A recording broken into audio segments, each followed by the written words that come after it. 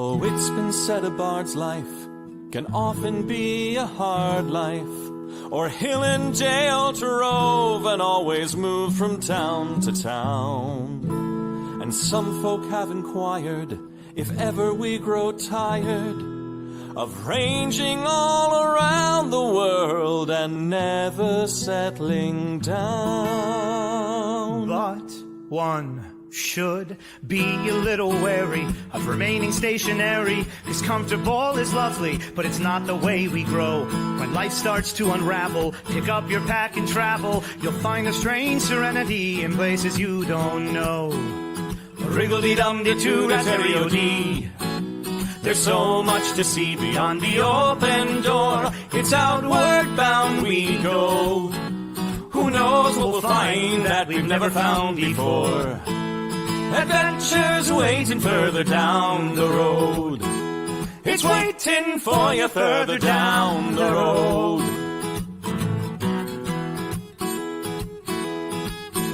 You've got no map for showing which direction you are going. But why start on a journey if you know where it will end? And once you recognize, to anticipate surprise, you'll relish every twist and turn that lies around the bend.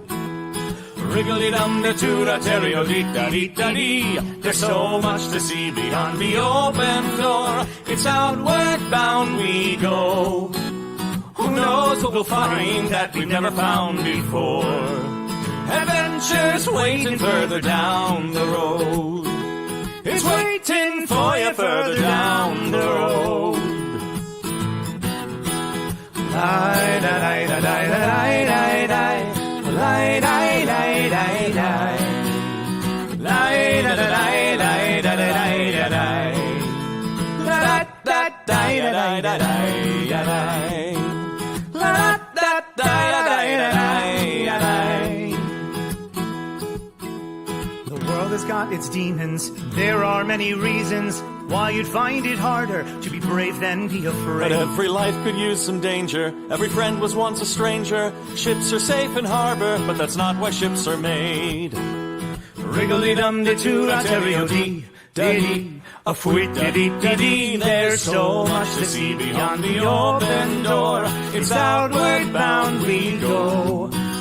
Who knows what we'll find that we've never found before. Adventures waiting further down the road. It's waiting for you further down the road. Lie-da-lie-da-lie-da-lie-da-lie. Lie-da-lie-da-lie-da-lie. Lie-da-lie-da-lie-da-lie-da-lie.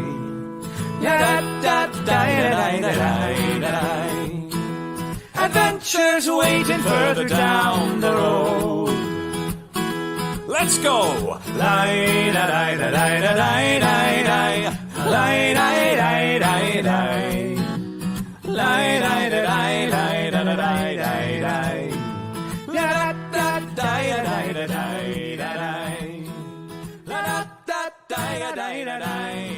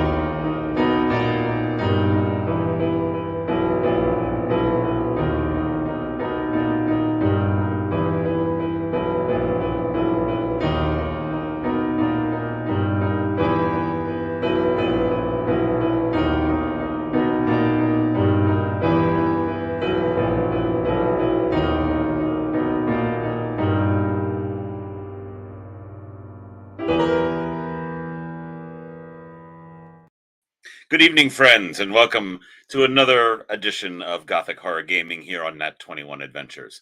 I am one of your hosts, the Gloom Master, Tom Zadoyko.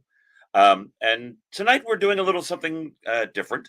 We have a special guest, an expert, if you will, on things that pertain to what we are doing.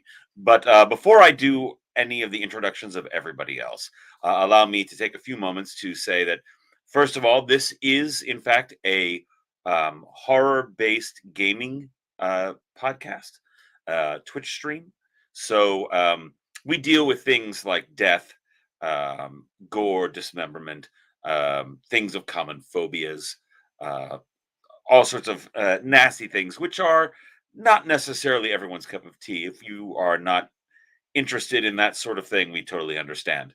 But we are not actually gaming tonight. Rather, we have an expert who is about to get her degree in forensic sciences. So we will be fielding questions about that with her in just a moment. I do want to also mention our sponsors. Our perennial sponsor, of course, is Ren Adventures. So renadventures.com is where you want to go. We're going to be having a tour in New Orleans this December 5th through the 9th. We'll come down to New Orleans. We'll go on all sorts of ghost tours, cemetery tours, all sorts of fun things like that in the city of New Orleans, where some of our games have been set, actually. And then afterwards, we will be playing Dungeons and Dragons 5e, probably with a more of a horror bent. So there is that. And then on the weekend, it will culminate in a visit to the Louisiana Renaissance Fair, where many of the people that you see on this stream will actually be performing.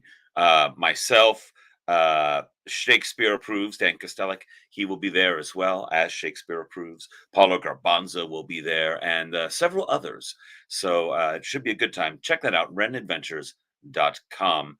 And I just see that Discord already has some table talk set up for those who are going in it already.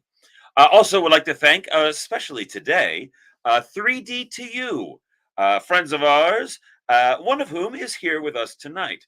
3dtu.org is where you want to go to find all sorts of gifts and shop there, all sorts of 3D printing, wood burning, all that for all of your gaming accessories, dice towers, dice trays, journals, all sorts of things like that. So go check that out, 3dtu.org.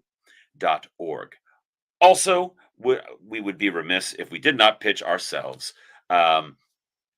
My wife, Handler Z, writes under the name of Melissa Lee, and we have a book out called Dare. It's a collection of short fiction and poetry of a darker bent. It is available on Amazon and on Kindle, and also as an audiobook narrated by me. And these have all spun out of a collection from our Patreon, which is Quill and Quote. You actually have to do Patreon / Quill and Quote to find it, because it is considered adult content. So please check that out. Those are all short stories. You subscribe to our Patreon, we give you stories, both written and narrated, by me and written by Melissa Lee. I've written a couple as well. And then we compile them eventually and release them as a book. But if you're a Patreon member, you get to see them well in advance. Speaking of Handler Z, which I just was, we do have Handler Z here with us.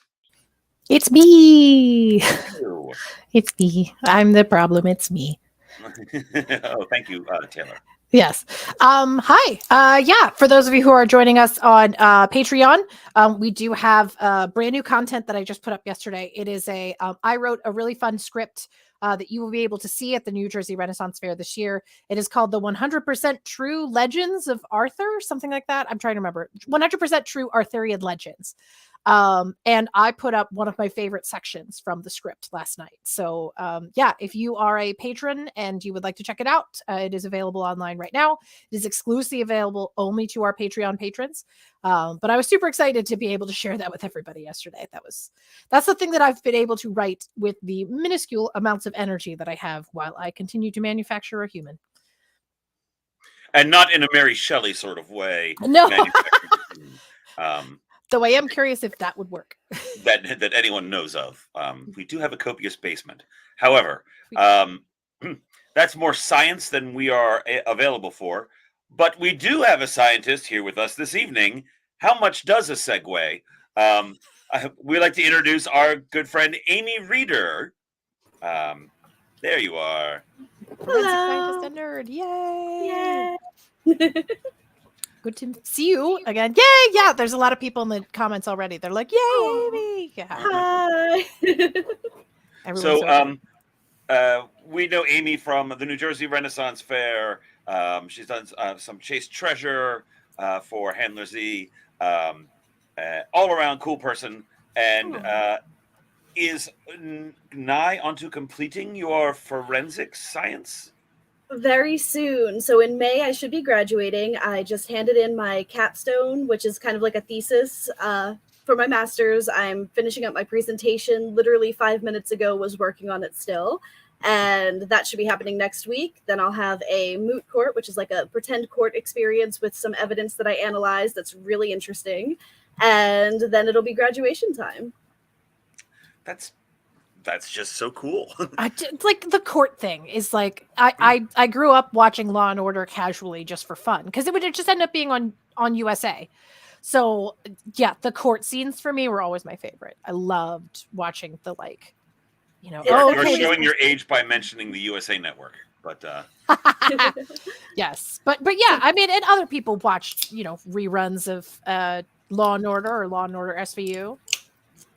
Yeah, I would say the court practices are super important because as a forensic scientist, a lot of what our work isn't just in the lab. It is going to court and testifying to what evidence we've looked at, whether it's fingerprints, DNA, trace evidence.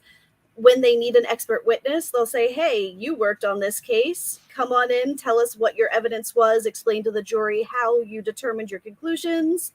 And to be able to learn how to do that without having nerves in front of a bunch of people is a challenge for a lot of folks. So they have us go through various moot courts in order to prepare us for what it'll be like to be center stage on the stand, talking to a jury, talking to a judge, and being berated by lawyers. Yeah. Because the defense lawyer will come at you trying to prove that you're actually an idiot and don't know what you're talking about so that they can get their person scot-free. Well, and there's so many, conflicting experts, because I've seen that in court cases where they'll have an expert come in and say, well, this is how this happened, and then a different expert will refute that and say, no, that's not how this happened, that can't possibly how it happened. So that is intense. I was sat on as a jury member on a malpractice suit that went to a jury trial, and the experts that were brought in on both sides, it was very interesting. In the end, the doctor was not at fault. So that's good. I mean, not probably good for the patient, but it took us 10 minutes of deliberation. We're like, no. Wait, I need to make a banner while I was thinking about this. So hang on. So we're obviously going to be talking about spooky things, and we just wanted to let everybody know that the channel does not condone murder in any way. But there was a joking question earlier about how do you get rid of a body? And obviously my search history is a wreck because of things that I've looked up, like how do you dissolve someone in lye? Like how do you get rid of people, does arsenic work? If it does, what does it actually taste like? Does it smell like anything? If someone actually thought that I was going to try to kill my husband, they would find a lot of interesting stuff. But then I'd have to be like, and I'm a horror writer, and this is what I do. So I'm just looking things up. But yeah, wanted to let everybody know the channel and ourselves do not condone murder in any way, but we're probably going to talk about murder. So it's an adult show. Be advised. That's all. So funny story about that. At least once a semester, we joke about how we are probably on a list somewhere due to the things we end up having to look up for classes, such as illicit drugs. And again, also how fast does it take for a body to dissolve in sulfuric acid, et cetera, et cetera. How long, actually? I'm not 100% sure. I don't remember, but I did do a research on the acid bath killer 2 or 3 semesters ago. Yes, I remember that. Oh, that guy was cool. Not cool. Yeah, that's a fascinating idea. I can remember that the length of time depends on the body fat that you have. So I believe the more body fat you have, the longer it takes for you to dissolve. Ooh. So the fatter you are, the longer it takes to dissolve. Do you have to skim the fat off the top during the process? I'm going to go So- start eating a lot more bacon, so I'll be back. From what I was reading, there is a lot of goo and gunk, and that's actually how they ended up finding this person. Was Right. they were dumping it into the gravel outside of their house to get rid of the extra gooey stuff that remained in the barrel, and they found a couple of finger bones that they were able to use to trace the person back to a specific individual that had recently vanished. Yeah. I wish I could remember more details about it. It was really interesting. I remember that case. I think that was on, I watched a Forensic Files about it at one point, and it was just like, what? How do people do this? This is so bizarre. But this is stuff that you might encounter in your line of work. Yeah, it could happen. I would say serial killers, though they are hard to catch, tend to be some of the most interesting cases, especially when you look back at all of the evidence that piles up over the years of them doing what they do. It's, I would say, interesting, but also terrible, because you're Sure. like, wow, they killed a lot of people, and mostly in horrific ways. But So I wanted to, I will branch off into this for a second, and then you can talk about it, and then I might end up having to jet to the bathroom because pregnant lady. But okay, so there was a famous case that recently, 2019, got solved. It was the Golden State Killer, and the way that they solved it was genetic familial DNA, that other people basically in his familial line submitted their DNA, and eventually from like a third or fourth cousin, they were able to trace it back to the original guy. Now, obviously, that presents a lot of ethical concerns about, how do you feel?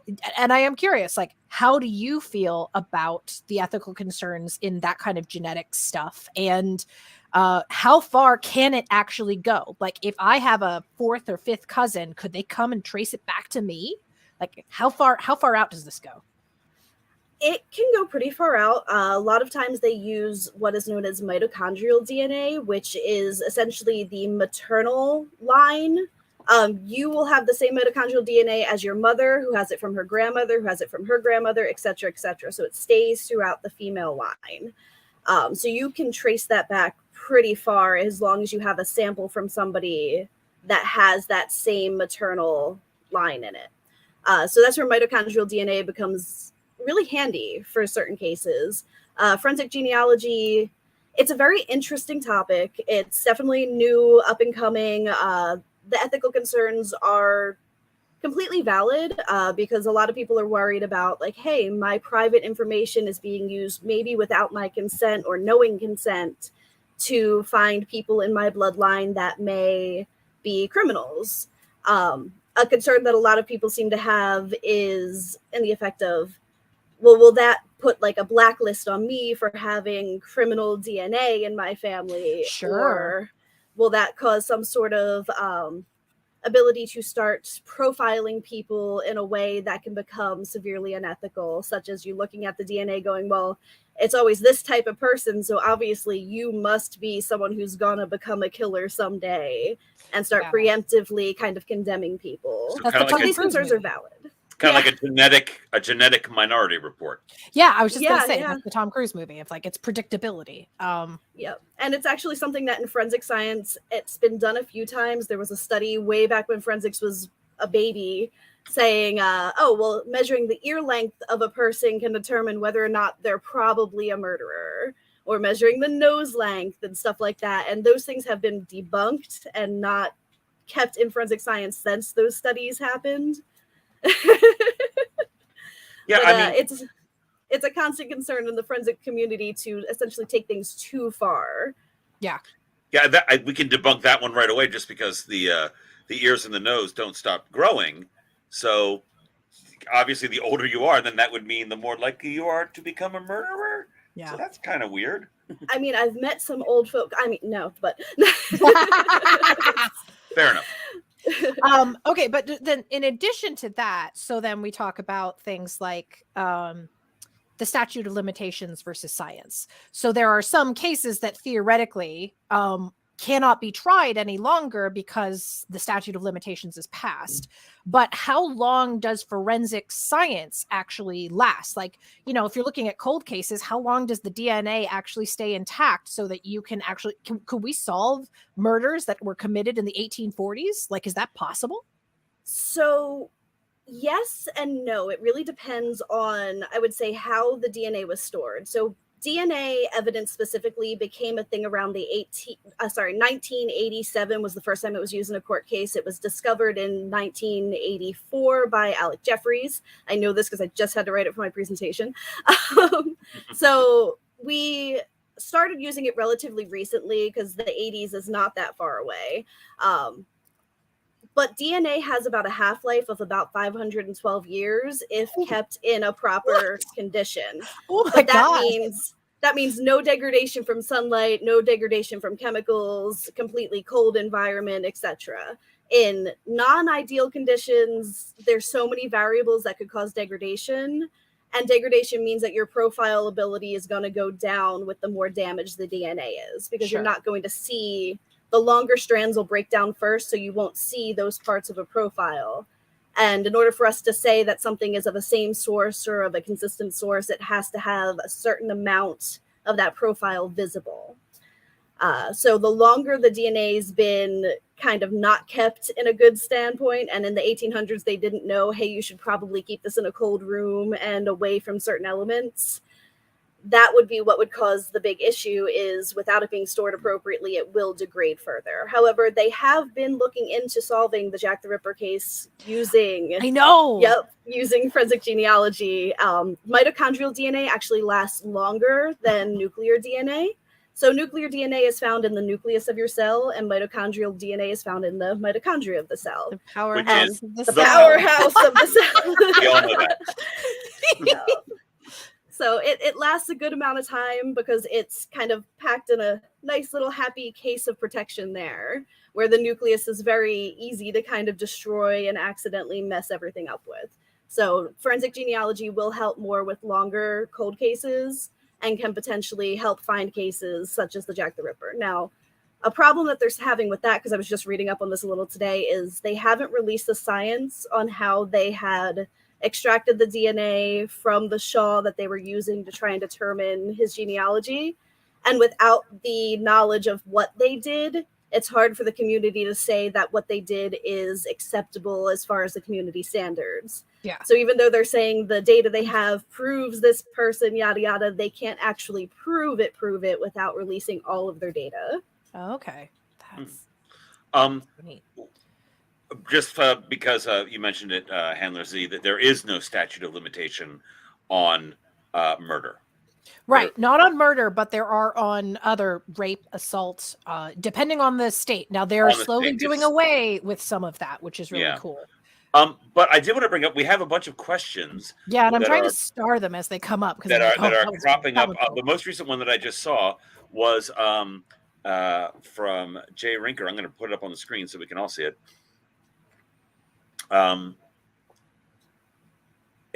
Any cases that you've come across that you've seen where they've used that to identify remains? I have not personally, but I'm also not focused in forensic anthropology. That would actually be a really great question for my professor who does do forensic anthropology. Her main thing that she ends up doing is using sizes of certain features of the skull or hip bones to determine if someone was male or female. And sometimes a little bit of, it's controversial still, but sometimes ancestry can sort of be guesstimated depending on skull shape. But again, because there is so much controversy in it, it's something that might be done away with. Plus, a lot of people are no longer, how do I say this? People are starting to have relationships outside of just their race, essentially, which is awesome. It's a great thing. But that also means that those differentiations that used to be considered are going to start mingling genetically soon, so you won't necessarily see certain aspects in different people anymore. Right. But personally, I haven't seen a specific case that has used those types of measurements to identify a person. Doesn't mean it's not there, just means I haven't seen it yet. Okay, and yeah, obviously. There's other questions in here too that I'm there's I one know that's what further I'm back. scrolling back through. So I starred them. so there was so and I think I know the answer to this, but we will ask the expert. Does a dismembered body take a shorter time to dissolve than a whole one? And I think surface area tells us that. Yeah. Yeah, surface area would be a thing, especially if you are putting it in different vats. It could dissolve faster because then you're not shoving it. If you're shoving it all into the same vat, since it's essentially still the same amount of stuff going on, it would be about the same amount of time. But if you're putting like an arm over here, a leg over here, etc., and having more of the acid to work on it, then it should take a shorter period of time. Makes sense. Oh, there we go. Identical What are the twin legal DNA implications? found at a crime scene. So, what's interesting about that is, yes, identical twins, you cannot tell the difference between them with DNA. However, that's where fingerprinting would come in handy. Fingerprints, identical twins do have different fingerprints. So if they found fingerprint evidence, they would be able to differentiate between one of the identical twins. With DNA, at the moment, we still cannot. There are some studies going on that are trying to look at the specific, they're called SNPs, single nucleotide polymorphisms, which is essentially your DNA is made up of this molecule called nucleotides, and they're represented by letters A, T, C, and G. And in your code, you may have one of those letters be different than what is expected in that area of code. It's also the same thing that they look at for cancers or various different genetic diseases.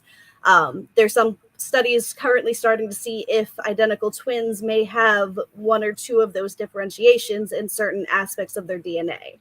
It's not something that will probably be finalized until maybe 50 years from now, but the studies have started. That's really neat. And so talk to me a little bit more about fingerprints, because I know that there was a time where fingerprints were like a really big deal, and then DNA became the bigger deal. But are fingerprints still used in a lot of cases? Like, is that just like, well, I can prove that you were here because you left your fingerprints around?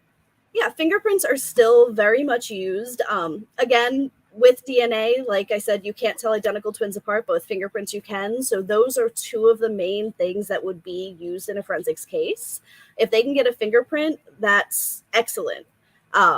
Fingerprint analysis is the reason it's considered lesser than DNA to some people is because the science behind it has a little bit more of an art than a science.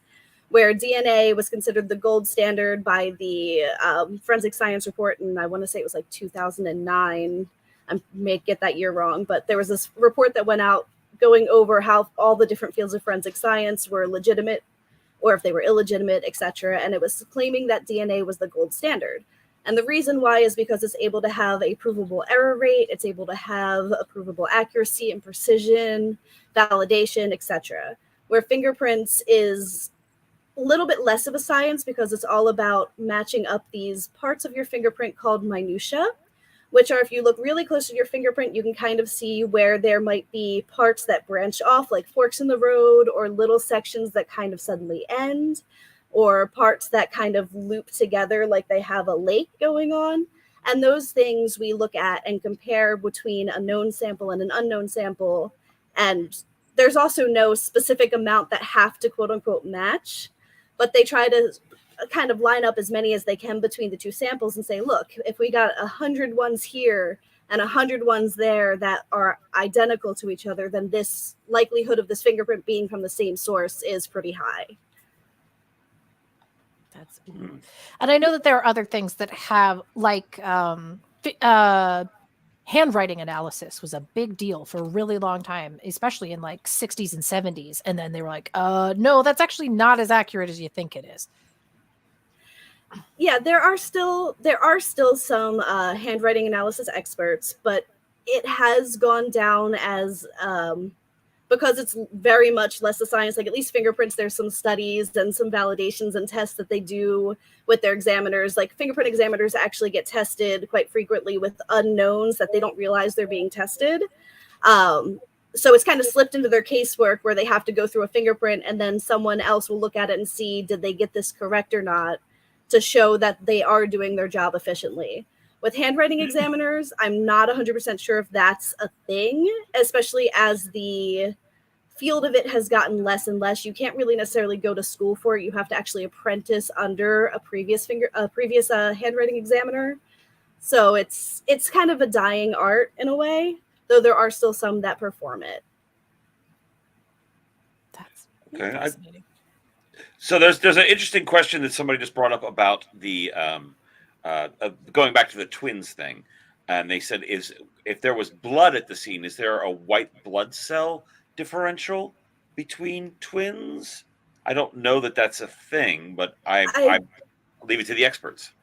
I have not heard of it. I like how you're calling me an expert. Still kind of a student, but you know. You are Graduating in May. May. Sure. You're certainly more of an expert than I. Yes. Well, thank you. As far as the white cell differential, I don't believe there would be, because the DNA being identical should encode for the same white blood cells, which the white blood cells are where you would actually get the DNA from, because red blood cells do not have a nucleus, so they would not have DNA. Right. It does, if that answers the question. I still remember there was an episode of CSI where someone had chimera syndrome, where they had absorbed a twin and then could present different DNA samples depending on where you got it from. Like their blood had a different DNA than their mouth did, which was like, what? But yeah. Yes. I presume and that's is not thing. common. It's not common, but it can happen, which makes things very interesting.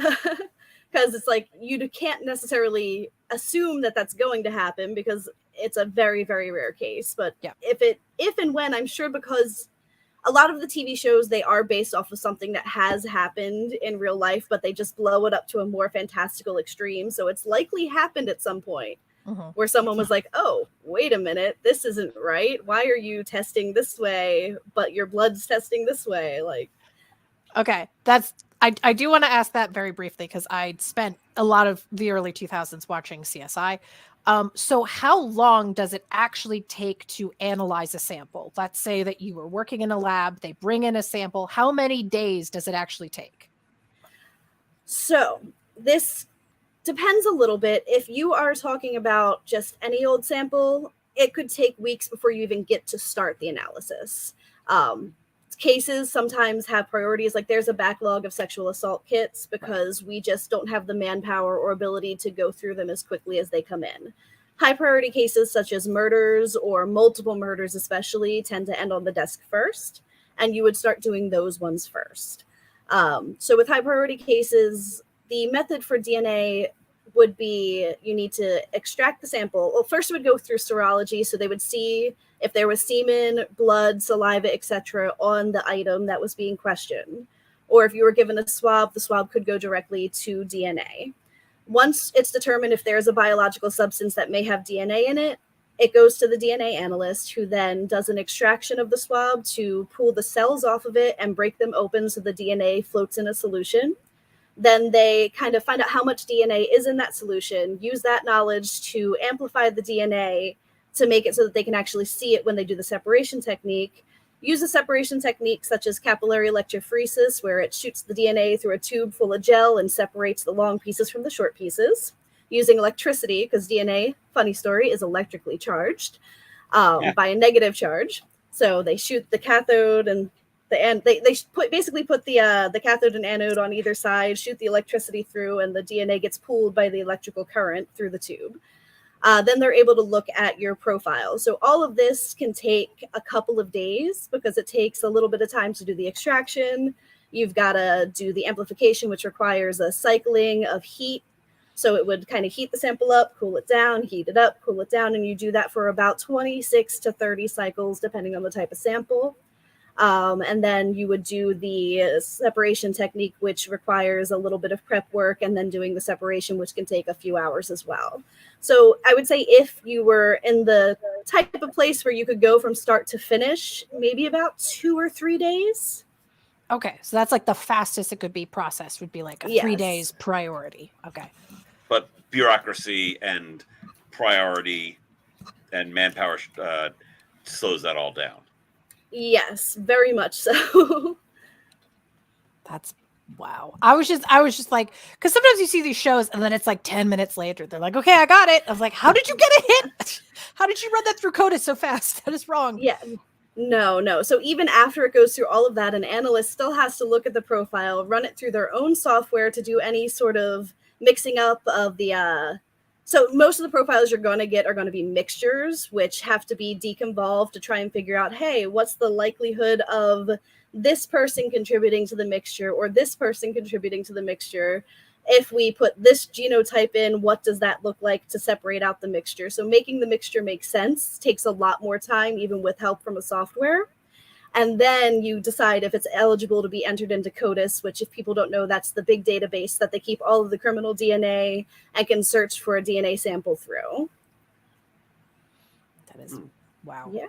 A lot. Yeah. Is there and I'm not sure what the ethics on this are. Is there a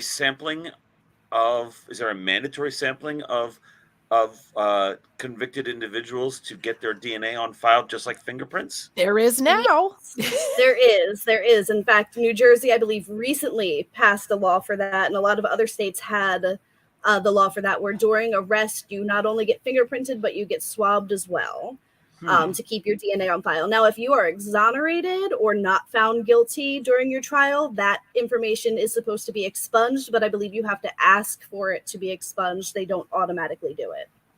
Okay.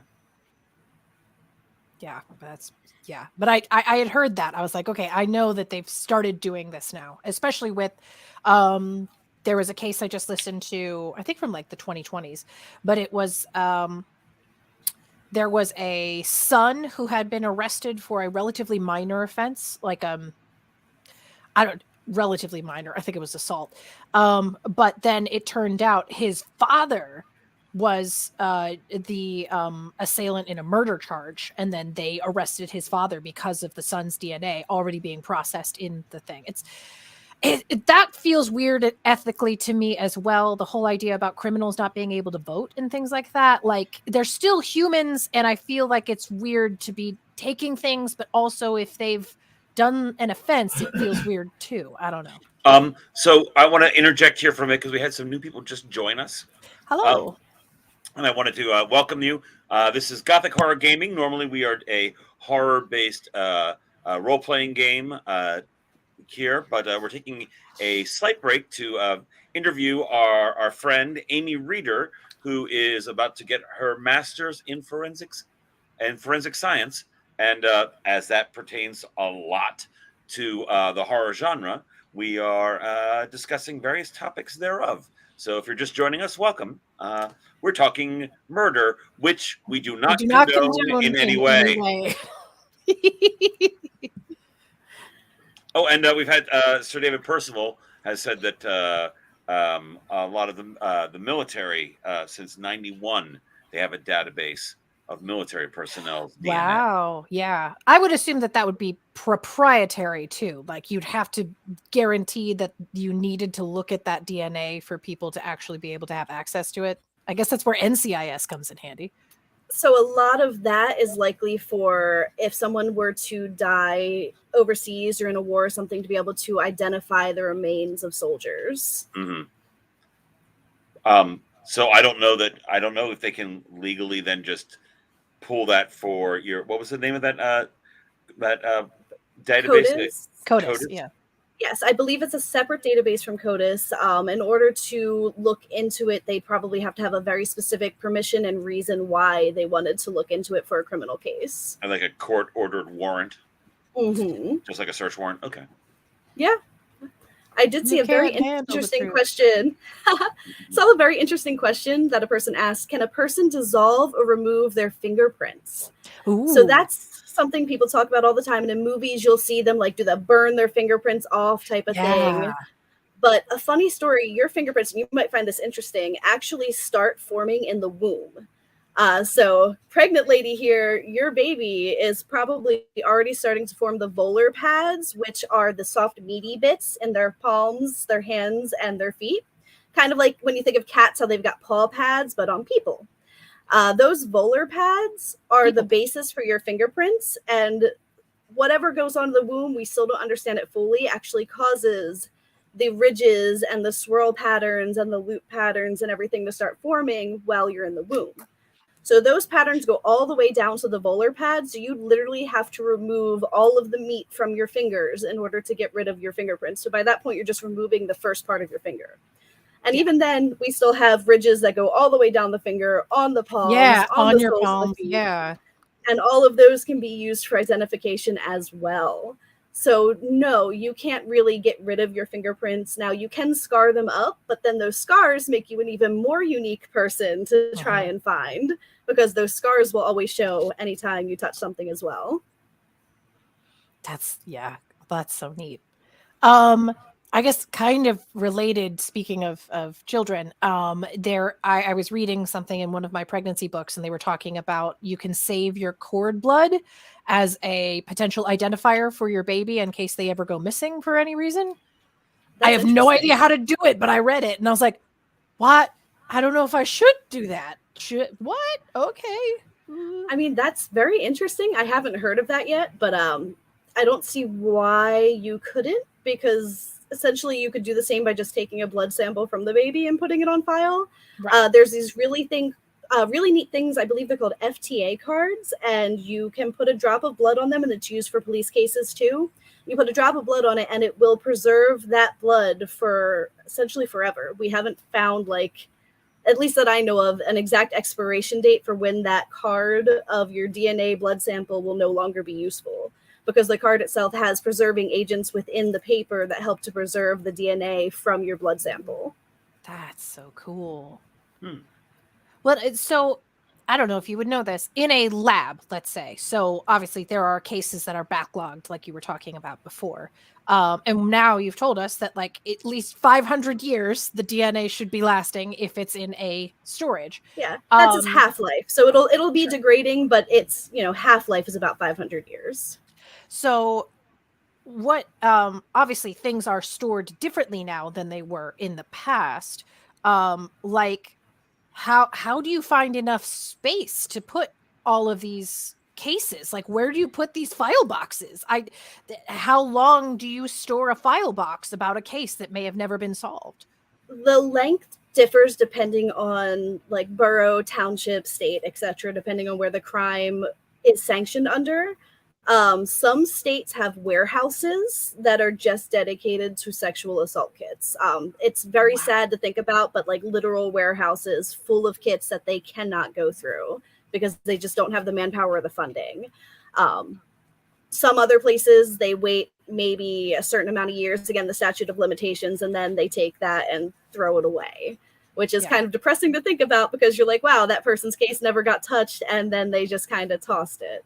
Yeah. We're working towards, a lot of places are working towards trying to find better ways or funding to be able to work through all of these cases. It's something that hopefully one day, like my school specifically, is also trying to work on this effort, where we're hoping to eventually open a lab on campus that will work with the state police and various county police offices to help with some of their backlog as well. It's our dream goal. We're waiting on it. Maybe like 5 years from now, it'll be completed, because they actually have to build the building for it. But we have gotten the okay for the dream to start. We just now need to get the funding for the dream to actually be made real. So cool. Well, and I can imagine, even having just people like you and like a club being like, okay, we're going to take like 1 day a week and we're going to try to process these things and see what we come up with, and the amount of cases that you could potentially solve. Yep, like, and that's the goal, is to kind of have internships and people in the program be able to work on it, maybe as part of their research that they need to do for the program, etc. That's so.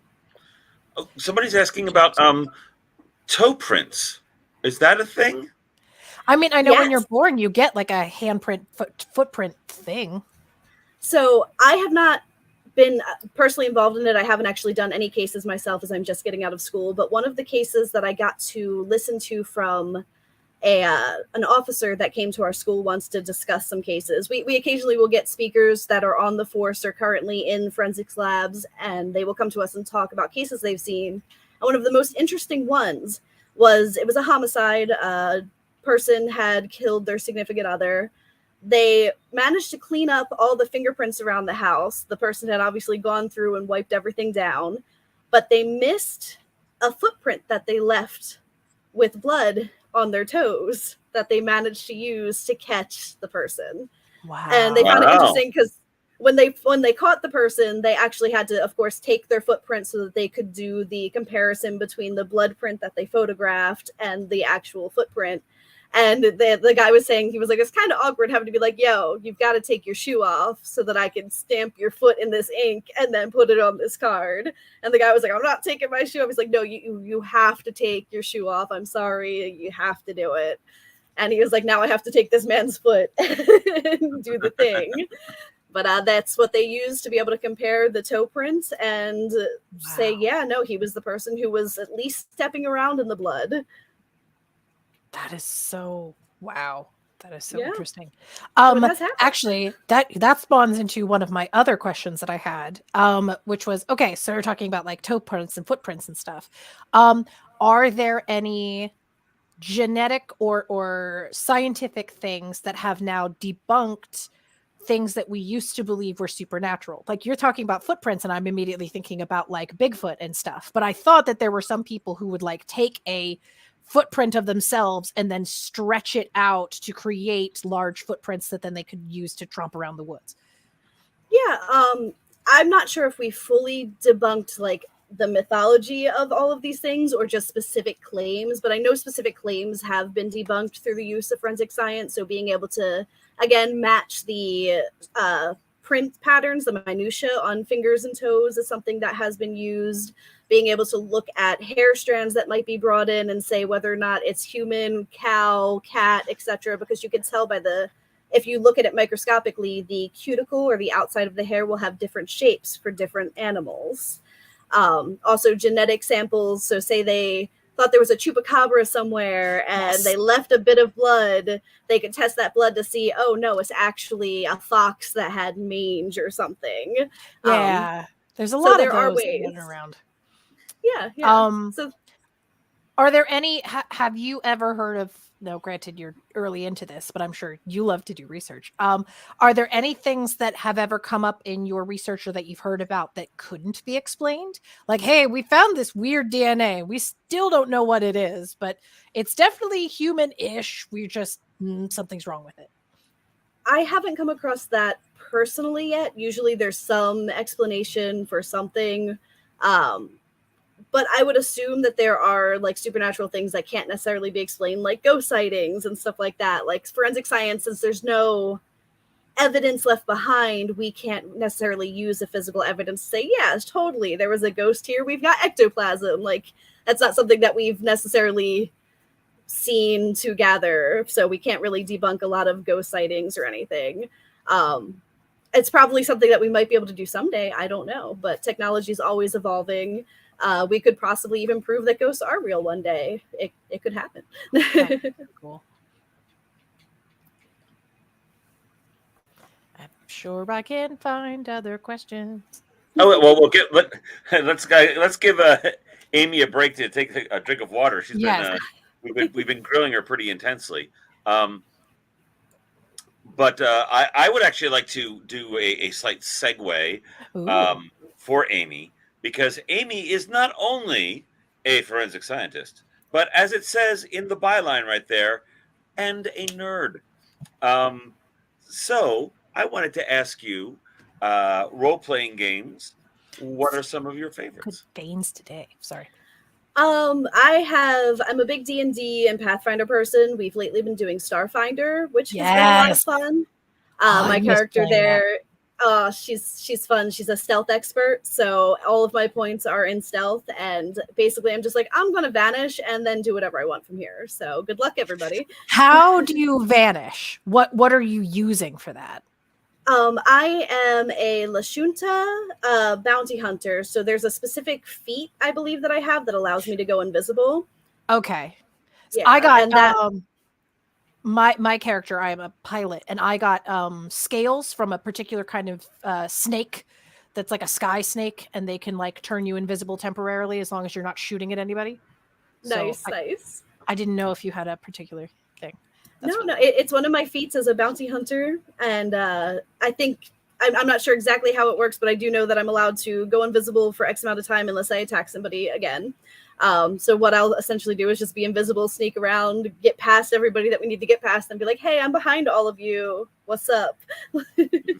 Oh, and by the way, I'm closing this door. Click. Yes. That is like half my stuff that I expect my character to be a pilot, but also to be really good at computers. And I'm not very good at the combat thing. So when other characters like Melanie Woosley, who you know, she plays something very similar to you. So she plays an android that is really, really good at stealth. So she's always like fighting and disappearing and reappearing in different places. Meanwhile, I'm like sneaking into the background and like literally shutting doors. Like that's my thing is that I'm like overriding computers in the background while other people are doing stuff. I love it. I love it. Now, one of the best moments that I had recently was we had a runner trying to escape from the party. And my character, because of the bounty hunter feat and everything, has an extra fast speed. So I just bolted after them, tackled them against a car. And they were like, oh my God, how did you catch me? I'm like, well, because I wanted to catch you. And that's how I caught you. And everyone else is like, how do we catch up with you? I'm like, no, don't worry about it. I got this. I got this. It's good. Tom actually has one of my favorite moments from Starfinder. It was early on in a campaign that we've been playing for a long time. And he was a technomancer. A Lashunta scientist, technomancer, and never let anyone tell you that grease is not a useful spell. It is one of the most useful spells in Pathfinder, in Starfinder, D&D. Doesn't matter. Grease is amazing. Love it. So we were playing in Absalom Station, which is one of the main places you can play in Starfinder. And we were being pursued by a bunch of people down a road. Like we were in a city, going down a city street, and we were being pursued by a bunch of people behind us. All in vehicles. Yeah. So at first, I'm the one driving because I'm the pilot. And then the first thing I do, because there's a motorcycle behind us, I was like, can I roll to stop? And they're like, what do you mean stop? Like, no, I mean, like, I'm going to stop and let this motorcycle just get run over. Like, they're going to slide under my car. Run into the back of us. Yeah. Yeah. So they did. They totally did. And then I like had to rev the engine back up. But then one of the last people was in a big truck. And that was him. So I greased it. He failed his piloting check. I think our friend shot him in the face. So I think the other driver got shot. The driver was shot, but there were still other people on the vehicle. Right. And it was still moving, but I had just cast grease. And then because there was no pilot, when it hit the grease, it just flipped and exploded. It was great. Yeah, it was. That's I was like, beautiful. the freaking cantrip killed this people. This is amazing. If you ever really want to mess with a bad guy archer in Pathfinder, cast grease on his bow. Yes. I have done that. That is, they have to make a check every time they want to try to use the bow we had a big bad who was archery guy who was fighting us, and he just kept bobbling his bow just nonstop. I mean, he got his revenge. He stabbed me in the foot with his arrow of human slaying, but it was. No. I survived it, but it was just comical. Grease, amazing spell. That's beautiful. I love it. Going back to forensics now. Yes, as long as you're cool with that, unless you want to continue to nerd. Totally cool with whatever. All of it's nerding for me. I mean, Fair enough. We have somebody has asked, have you seen cases of animal remains being mistaken as human in the literature? So this is something that is actually incredibly interesting. I've never seen it in the literature per se, but what we do tend to see is, and the reason I haven't seen it in the literature is I haven't read that literature specifically, being a DNA person. But in real life, we've seen cases where people will call in for remains thinking that they're human remains. So they'll find a tibia or something, or an arm bone or some finger bones, and they'll call in and thinking it's human remains. And that's actually the absolute thing you should do. If you find a bone that you think might be human, totally call it in just in case. You could be solving a cold case that we haven't been able to solve. So there's thing number one. Thing number two is there are forensic anthropologists. The state of New Jersey has a really awesome one, and she is great at identifying the difference between animal remains and human remains. Like, that's most of her job, is to say, hey, this bone is from a human, or no, this bone is definitely actually a cow bone. I can see where you thought that it might have been human due to the length and the width of it, but it is a cow bone. And she can essentially look at a bone and just tell by the features on it what that bone is from. but it happens frequently. Has it ever been a dinosaur? Like, oh, I Not found a that bone I'm in the aware. backyard. Oh, it's a dinosaur. Like, Not that I'm aware of. It's usually cow bones or deer bones. yeah, I was gonna say or- deer probably happens a lot out there. I'm going to totally be a geek for a moment myself. Right. My partner, who I do my sword fighting show with, Ryan Gelotti, who's been on here, is a huge dinosaur nerd, Yes. and he will be the first to tell me that a dinosaur fossil is not a bone. So you can tell because it is not the same material. It's A a rock. fossil the bone has been replaced by minerals. So you will not find a dinosaur bone. Those are gone. You can find a dinosaur fossil, but not a dinosaur bone. Do we That do is we fair. lick the science? That's my other question. Do we because I I know know that that's You can lick some science. The bone science you can lick to see if it is rock or bone. If it's bone, it'll stick to your tongue a little bit. No.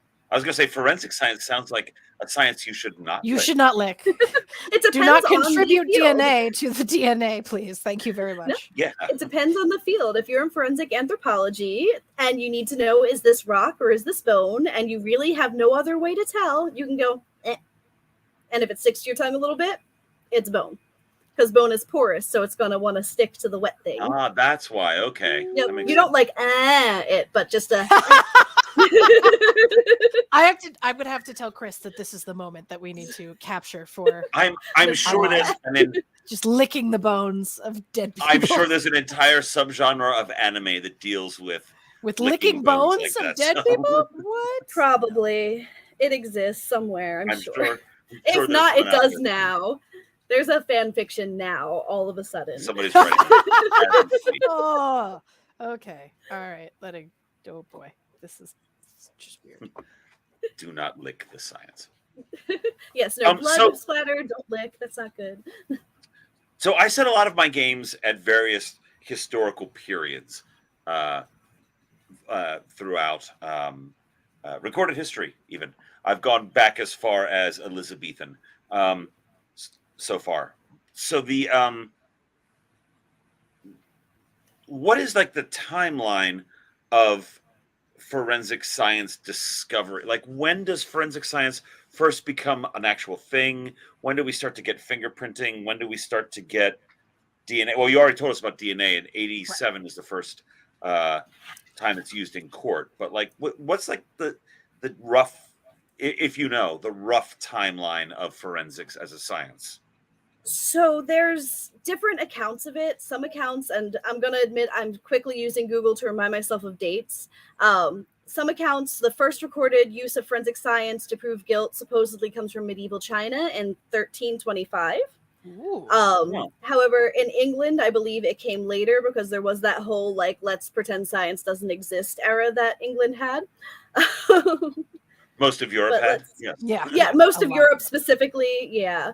But a lot of early forensic science had to do with poisons, honestly. So back in even Elizabethan times, there were testings to see, was this poison something that would have killed you, or did this contain a substance that would have killed you? Now, the methods of determining that were very rudimentary and not 100% accurate compared to methods we have today. In fact, methods we have today aren't 100% accurate either, but Was there something in the 1600s that still works, that is technically still sound?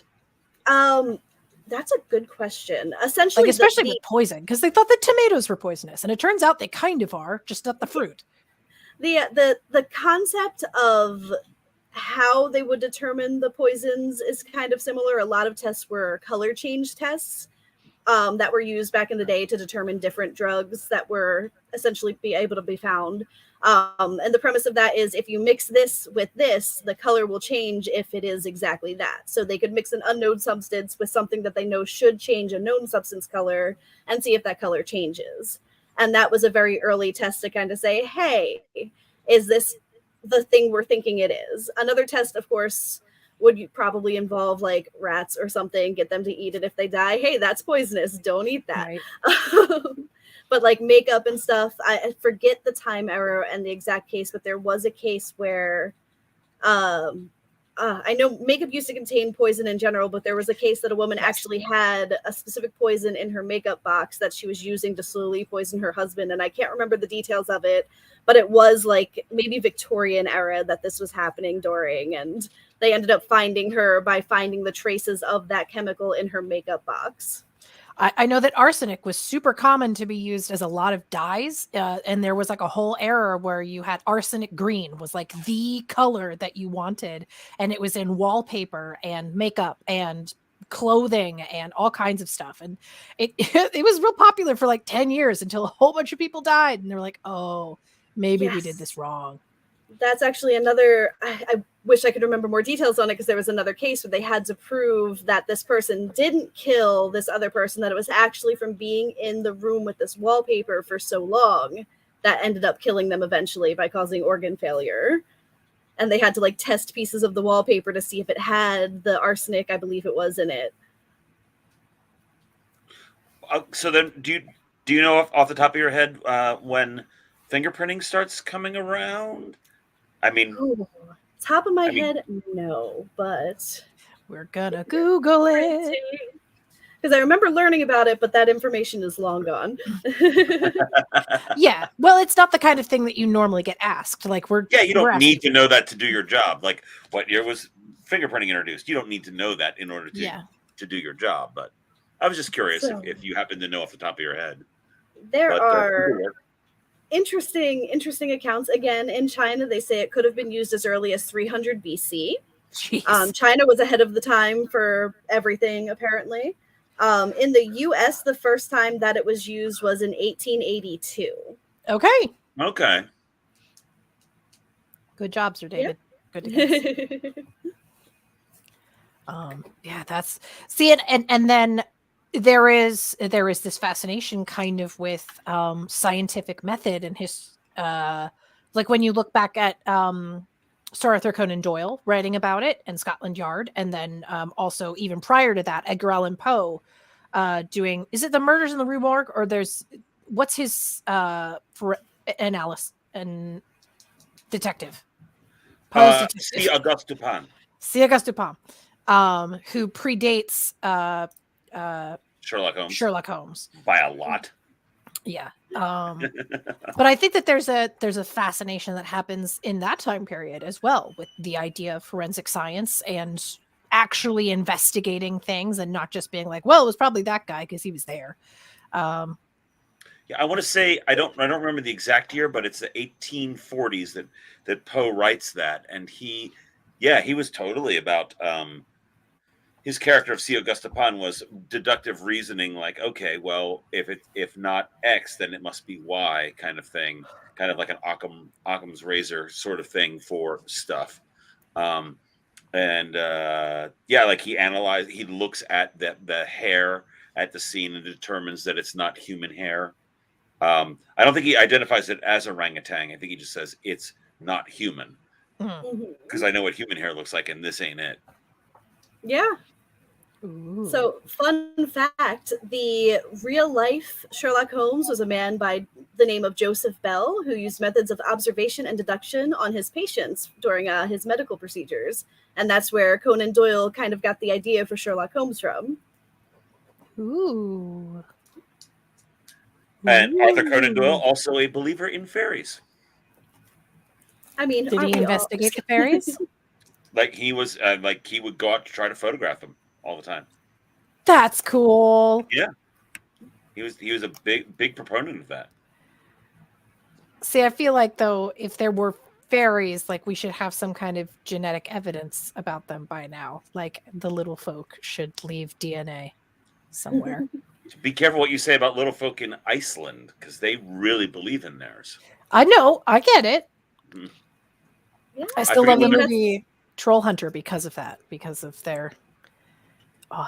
In Iceland, and specifically, there's a particular type of fey creature that they are hardcore about, and I don't remember the name off the top of my head, and I'm resisting the urge to Google it. So, but no, everybody at home can Google it when they want.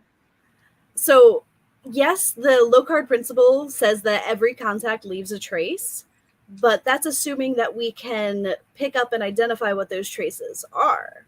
So with modern science, if there are such things as fairies and such, we might not have the scientific capabilities yet to pick up the traces that they leave. Ooh. So going into the, metaphysical space. Yeah, no, that's the kind of fun thing where I'm like, ooh, I'm very curious about that kind of stuff. And see, science isn't an answer itself. Science is the quest to find the answer. So it could happen one day. Is there anything spooky that you hope science can prove at some point? Like, do you want them to prove that ghosts are real, or like poltergeists or something like chupacabras?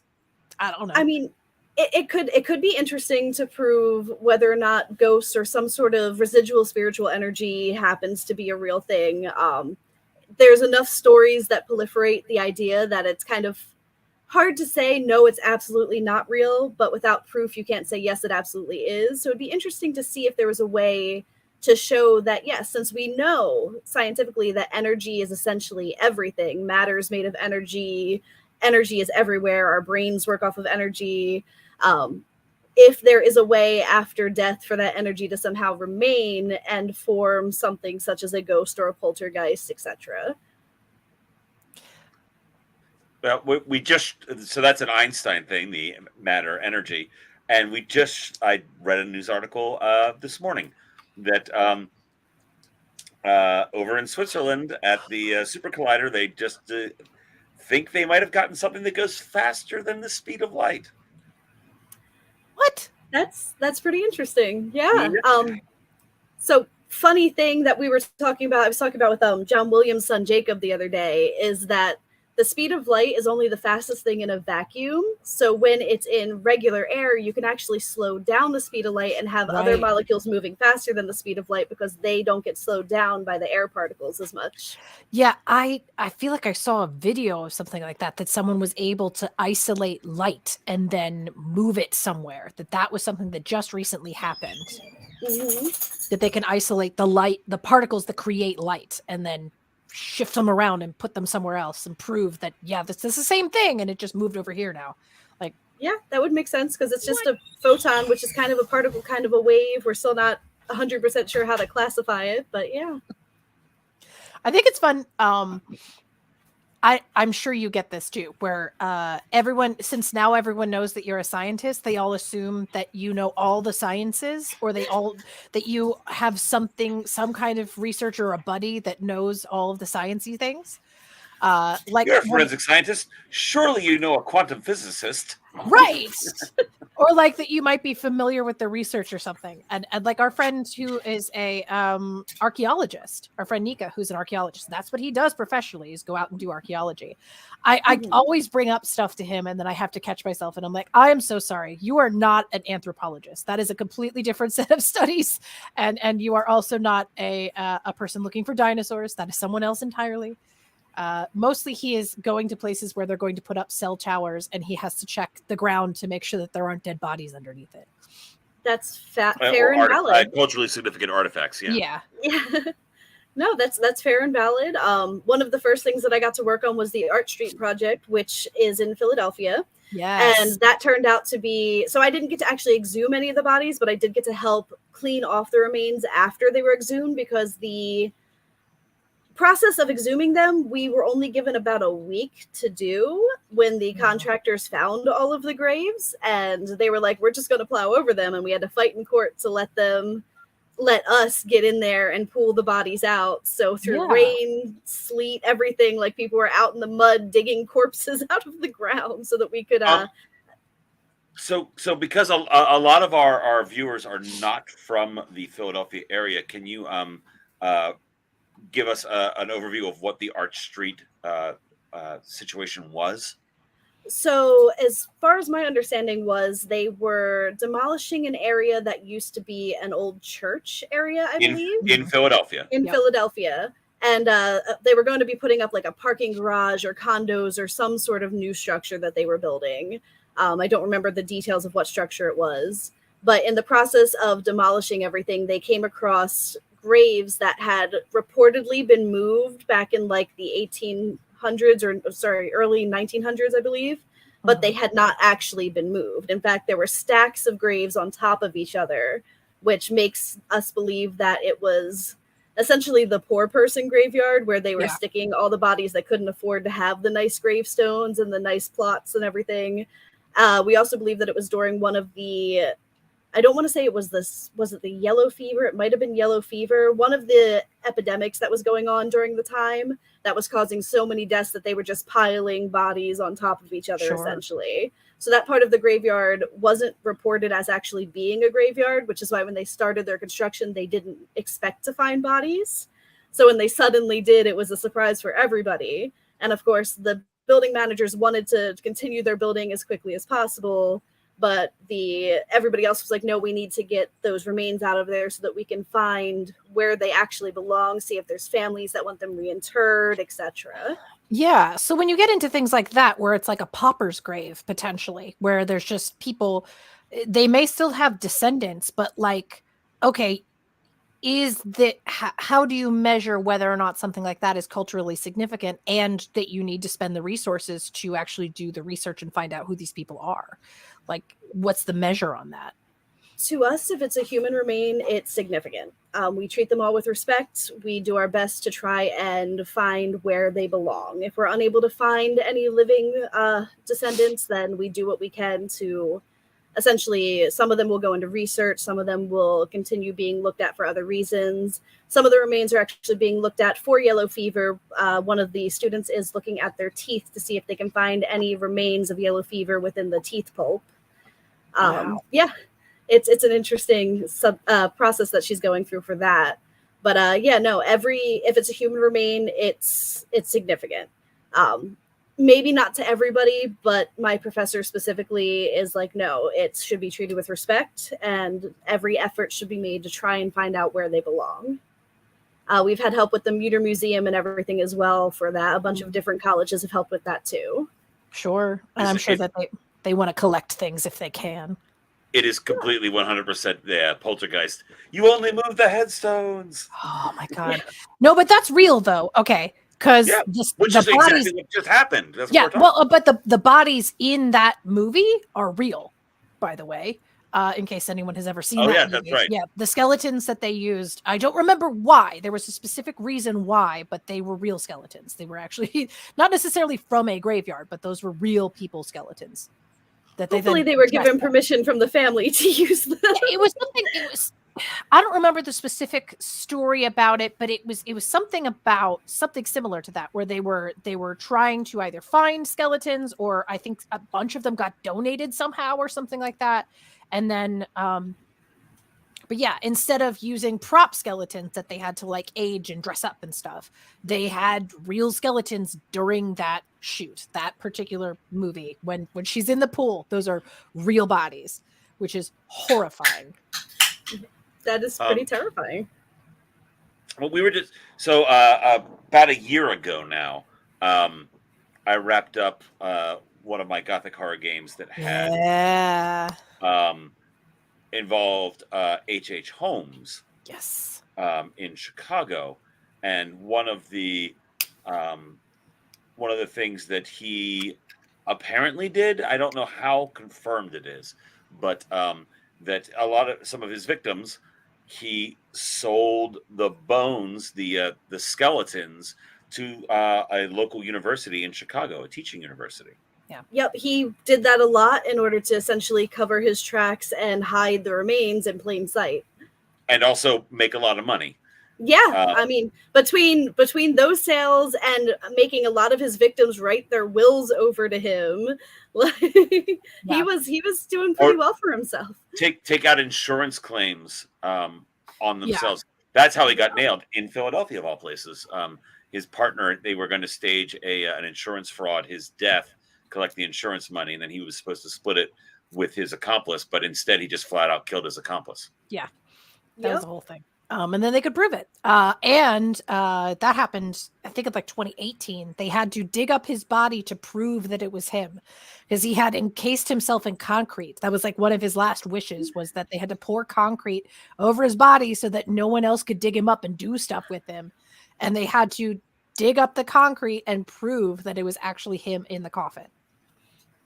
which is just nuts. Yeah, But he was an interesting person.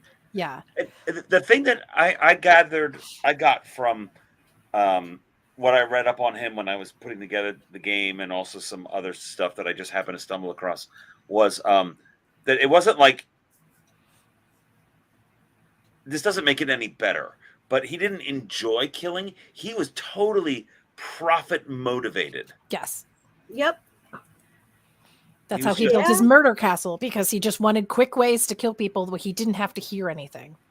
Well, to kill people and then capitalize on it, either by having them sign things over to himself or to sell their bodies to science afterwards, all that stuff. He was just Yeah. Are there any other cases of people that were potentially murderers or mass murderers that would then sell bodies over to scientists? And like, how do you actually, I feel like you know this one because I've seen what you've done with possums. How do you prepare a thing to become a skeletonized remain that then you can use for display and things like Yeah, he was a Yes, murder that? capitalist. Yeah. So I'm sure that there were. I don't know of any cases off the top of my head. Hilariously enough, despite being a forensic scientist, I don't know as many serial killer cases as some of my friends that watch true crime podcasts and everything. Hi, Toast. But I'm 100% sure that there has to be, because there's a lot of different motivations, and money's a big motivator for murder. As far as how to prepare a skeleton for that, you want to essentially get rid of all the fleshy bits, because the fleshy bits are no fun, unless you were back in the days when we started with surgery. The history of surgery is actually pretty morbid. So you guys might have heard of the body snatchers, where they would essentially take bodies out of graveyards to practice surgical things on, because you weren't allowed to practice surgery on cadavers at the time. So they would steal the bodies and practice surgery on them. So people would probably sell fresh corpses as well during that time. But to sell a skeletonized corpse, the easiest way to get the flesh off would be to boil the bones to get the flesh off. And that way you're not damaging the bones as much. And then the bones themselves should be good afterwards. Like, you don't really have to do anything to preserve the bones. You don't have to like They'll last bleach a it or while. anything? If you want to disinfect it, you can either, bleach is harsh. Bleach can actually cause some damage to the bone. Hydrogen peroxide will do less damage. You can soak it in hydrogen peroxide for about an hour or two and it'll be fine. But yeah. So Sorry. this in my last game, which just ended last week, they were trying to incinerate bones. That, I assume that has to be I didn't do the research on it, but I assume that has to be a very high temperature.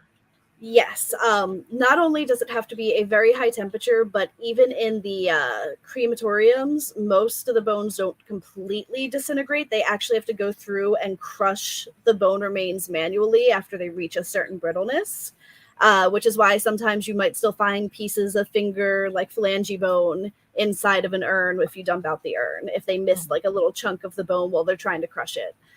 Some of the bigger bones, they will eventually kind of cave in, but like the smaller, denser pieces, you will have to manually crush in order to get it to that powdered state. This does bring up an interesting thing. So Sally A was talking about getting rid of flesh, and she mentioned beetles, and there are. I had that in my biology classes. Yeah. So beetles are great for fresh flesh. Mummified flesh, though, they do not like it. They will not eat it. We've tried to convince them to eat mummified flesh from a few skulls and various other items that we had sitting around the forensics lab.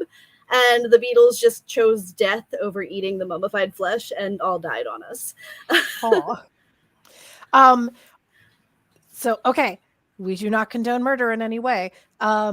Are there other unique ways of getting rid of a body that you've read or heard about during your research period? Like we were just watching a terrible movie last night, and they were talking about trying to get rid of someone in a car compactor, like one of those car crushers. And I looked it up, and apparently, yes, they have had forensic cases where they have proven that someone used a car crusher to crush a body, but there were still trace evidence of blood, and they got rid of it. For those of you who are interested, it was the movie Breaker in 1977, which was Chuck Norris's first starring role. It's awful. It is a terrible movie. Please watch it with riff tracks. It comes. We watched it on with riff Prime. tracks. It was so that it was so funny. It was decent enough to watch that But way. it was just so stupid. Like, it made no sense whatsoever. But yeah, so I was like, can you get rid of a body with that? And apparently, yes, you can. So, yeah. Yeah, there's a lot of ways to try and get rid of a body. Most ways there will still be some sort of trace, whether it's blood in a place that you didn't think of trying to clean. For example, like a mulcher. That's going to do a real good job of chopping up a body pretty good, but your gears and blades are all going to be gunked up. And if you don't disassemble that whole thing to clean it real good, you're going to miss a drop of blood. Whether or not there is the finances to find that blood via your forensics department depends on what county you live in, but it will still be there. Other things that I've heard that people have done are pigs and chickens are real great at defleshing a corpse. They will eat anything. Wait, so chickens can too? I knew about pigs. I knew that pigs will eat pretty much anything. They'll even eat each other, but Yep. I didn't know about chickens will also eat each other. Yeah. That's part of the reason when my chickens, yes, when they got into the fight, we had to separate them because the one got a bloody wound. And if the other chickens taste that the chicken has a bloody wound, they will start eating the chicken to death. It is a thing. I don't trust that you have chickens now because you're a forensic scientist and you have chickens that could potentially eat people. Like, I don't know. Fair, I think you would need a lot of chicken. Yeah, I only have 4. It would take a while. A long time. Yeah, but if you have like 700 chickens or so, I mean, that's not too bad. That's pretty easy pickings. But they won't eat the bones, so you're still going to have to get rid of the bones some way. Most people end up just burying it. There have been cases where people have found bone remains underneath chicken coops. It has happened. Wow. But yeah, don't ever throw a body into a bog, though. It will preserve the body. Yes. See, and that's our friend, the yeah. archaeologist, is all into bog bodies. That's what I mentioned that in my Arthurian legend script, that there is a belief that the reason why the Lady of the Lake produces a sword from a lake is because there were a lot of people walking around finding swords in random lakes because people would die and then they would just like leave it there, or the area would flood and become a bog and then there would just be swords laying around. Yeah, and then you get Cheddar Man, and ta-da!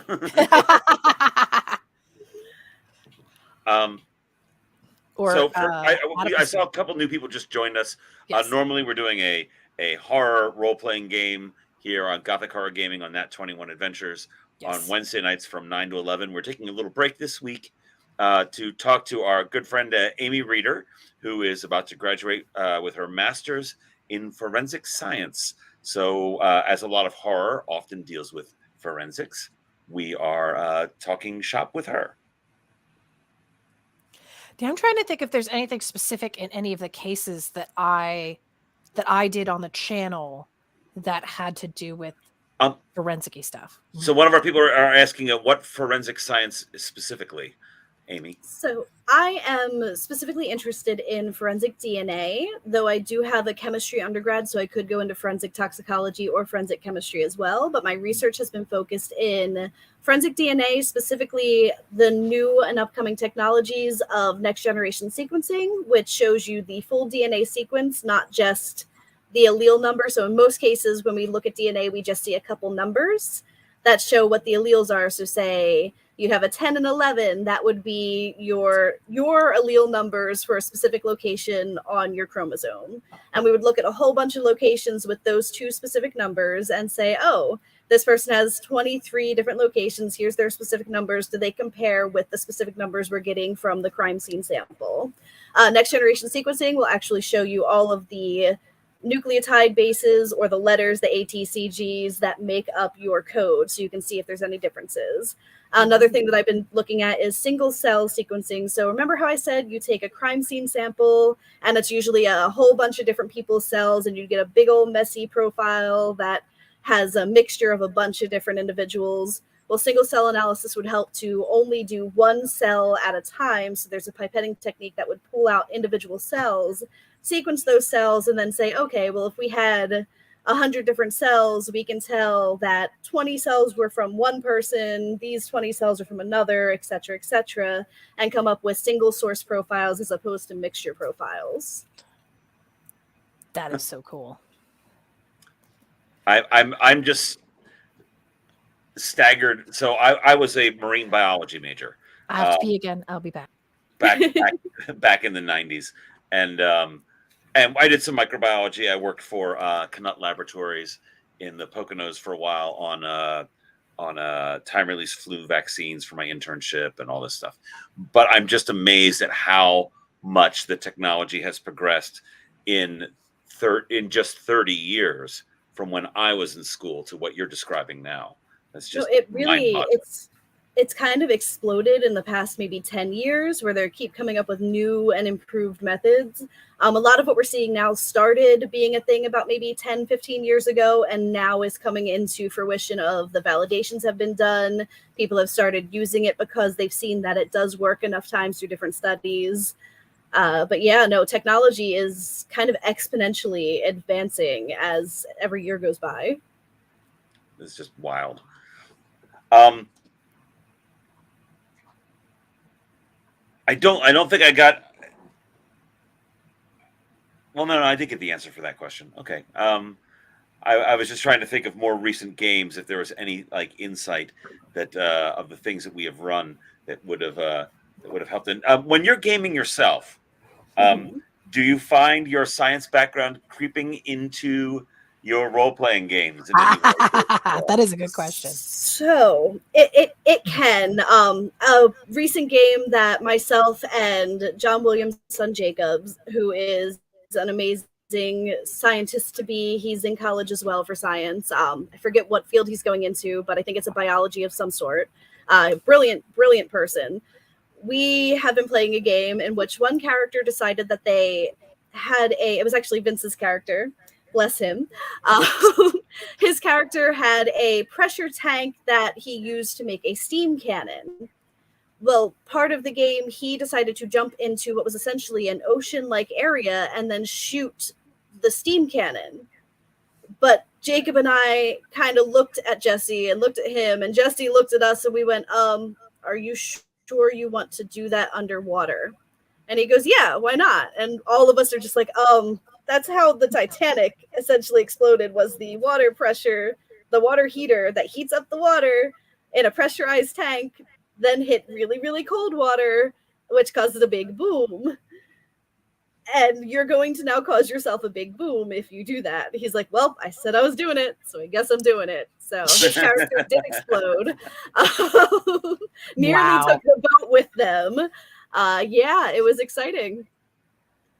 That's so, yeah. It's a fine line, especially when you're playing like fantasy games like D&D or Pathfinder or something like that, of what's like glazing over the science for the sake of the fantasy.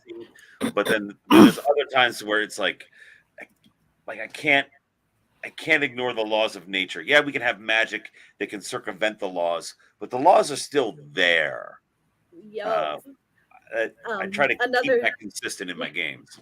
Another instance that we had was myself and a few other people at the table were doing physics equations to find out how much damage a bag of ball bearings thrown from 30 feet high would cause somebody, because my character could fly. And I was like, well, I can fly, and I see no reason not to fling my bag of ball bearings at the person below me, which should cause, if I go to max height, a decent amount of damage based on the weight of the ball bearings. And they were like, if you can prove it. I was like, oh, we can prove it. And we all got on the table, started drawing equations to figure out what the force would be. And then we translated the force into damage. And there we go. Oh my goodness. Oh geez. I'm trying to think if there's any that like not that music comes up that often when we have gaming type stuff, but it does sometimes. And there are times where I'm like, no, it doesn't work that way. Like it bothers me watching movies if someone pretends to play a flute and they play it backwards. Like, I swear to God, I loved Power Rangers growing up, but you don't play it. What the heck? You can't play a dagger like this. This is stupid. Okay. Well, how are you holding it up? This is dumb. You don't know what Lizzo would be so mad at you.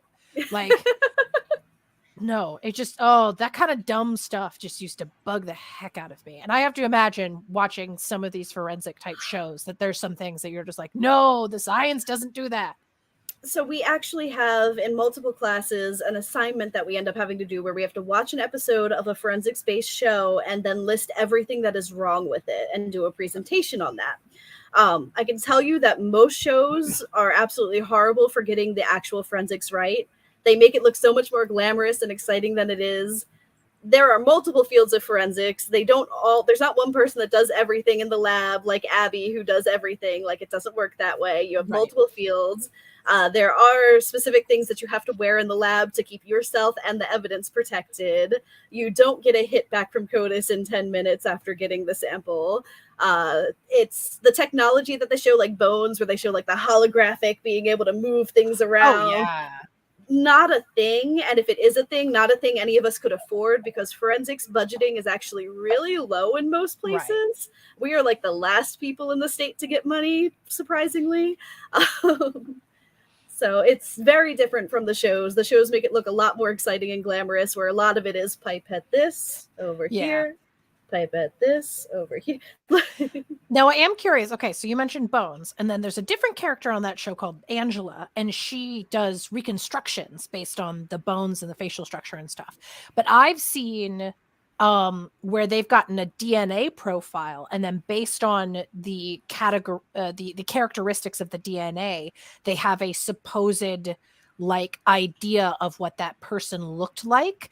Is that like a thing that you can do? I mean, it's not necessarily accurate, but like, can you try just based on DNA? Yes and no. In forensics DNA, we look at specific parts of the genome that are called non-coding.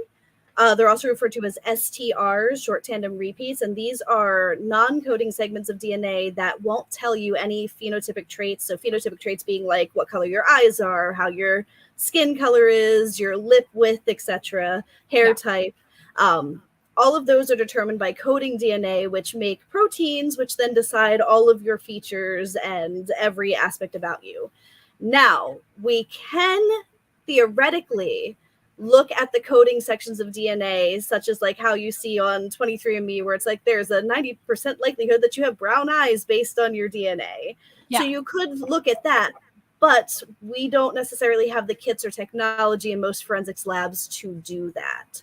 Our focus is more on the short tandem repeat analysis because it's more polymorphic. What's the word I should use? It varies differently for each person in a population more than the ones that code for your phenotypic traits. Because like, how many people have brown eyes? How many people have brown hair, etc. That's not going to differentiate a person as much as the short tandem repeats, which are super different between the population. Like there's a 1 in 3 trillion chance of your specific genetic profile from your short tandem repeats matching someone else's. Okay.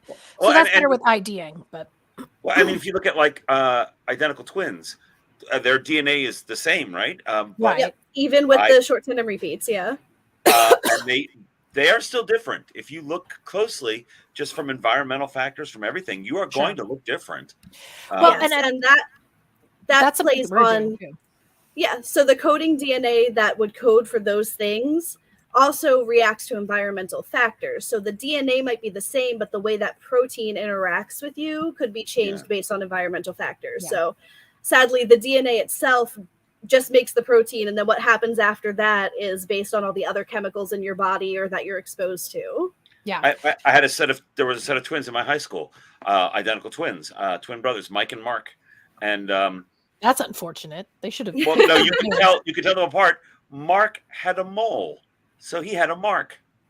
So that's funny. But I mean, they have the same DNA, but yet even beyond that, there was slight differences in the nose and everything like that, especially as they got older. So it's like I can't imagine that you can use DNA to go, this person looked exactly like this. No. You can kind of tell, like, there's an 80% chance that they had brown hair naturally, but how many people dye their hair? There's a 50% chance that they had blue eyes as opposed to brown eyes, but like that's still it's not still narrowing down the 50-50. population. Right. Yeah. Right. Well, but I have seen it work for, we've discovered this body and based on, doing reconstructions. So like we have the skull, so we can show you at least basically what their face looks like, and then using some of the DNA to guesstimate things like Yeah. that. Like we're Like How- you can how tell accurate- where they. I would Yes. say, how accurate is the facial reconstruction from a skull? Because I have seen, now this is obviously different, if you were to apply the same techniques that paleontologists use to try to figure out dinosaur facial features, and then you give them a hippo skull, it's not going to look like a hippo when they're done with it. So how does that, how accurate are human reconstructions then? So luckily we don't have the issues of like fur patterns and stuff and scales, etc. that But even like animals might thickness of flesh is have. different. But yeah, thickness, fat that might be in the face, we can't necessarily tell. We can only really tell like cheekbone height, chin width, face length, etc. So the accuracy is it's much more of an art than a science. So it's kind of like doing your best with what you have to get it close. right. And then the DNA could, if used, potentially tell you things like, oh, they had darker skin or they had bigger ears, etc. But even then, like you'll almost never get an exact kind of replicate of the person that you think it should be. You can get something kind of close, but not super accurate. But when you're dealing with things like, okay, we found a mass grave of a bunch of people. We do not know if we can identify them, but we can give you an idea of when these people were buried, and we can give you an idea of what their genetic makeup looks like. Then you might get close enough that someone can say, oh yeah, that's someone that I know that's been missing. Or that's someone that, my grandmother always talked about her sister being missing. Like that's what I find interesting about some of that forensic stuff is that like you could solve something potentially with it. It could potentially be used that way. We'd probably more likely than not use the mitochondrial DNA because it's quicker, cheaper type of thing. It actually, to have a person sit there for hours and reconstruct a face, I would imagine would cost a decent amount of money because it's a lot of work that goes into that, where the mitochondrial DNA would be kind of you take the sample, you manage to extract the sample, which with bone is a complicated process, but it can be done, and then read the results and do the genealogical searching. Now, I'm making it sound a lot more simple than it is, but it's to me, it feels like a lot less physical labor than having to put together an entire face. Sure. But I am so we are getting, I was supposed to have this done 2 days ago. But I am getting a blood draw for genetic testing for myself and my fetus. And then potentially if things get triggered on my end of the blood, then they have to get the father's blood as well to double check things.